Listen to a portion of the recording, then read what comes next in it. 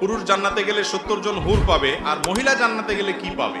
এই প্রশ্ন খুব কমন একটা প্রশ্ন। এই প্রশ্নের উত্তর ডক্টর জাকির নায়েক হাফিজাহুল্লাহ এত সুন্দর করে এত চমৎকার করে দিয়েছেন যে এটার উত্তর আসলে আর দেওয়ার দরকার নেই। এই প্রশ্ন যারা করেন তারা মূলত মহিলাকে পুরুষের মতো মনে করে ধরে তারপরে প্রশ্ন করে। ভাই, পুরুষ যেরকম অনেক মেয়ে তার সাথে থাকুক বা একাধিক স্ত্রী থাকুক, এটার প্রতি লালসা আগ্রহ সৃষ্টিগতভাবে হয়, মহিলাদের নেচারটা এরকম না। কিছু কিছু খারাপ মহিলা বা বাজে ক্যারেক্টারের মানুষ পুরুষদের যেরকম আছে, খারাপ মহিলাও আছে, ভিন্ন কথা।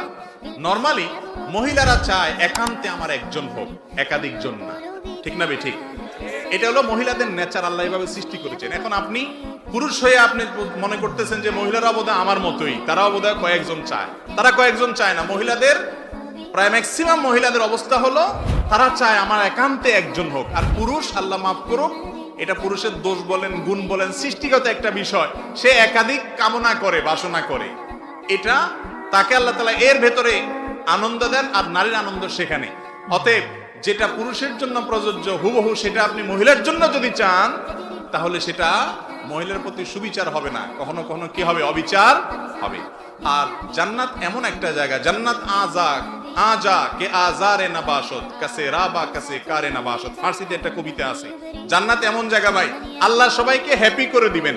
এখন সেখানে ওই মহিলা কি পাইয়া হ্যাপি হবে সেটা আল্লাহ তাআলা ভালো জানেন।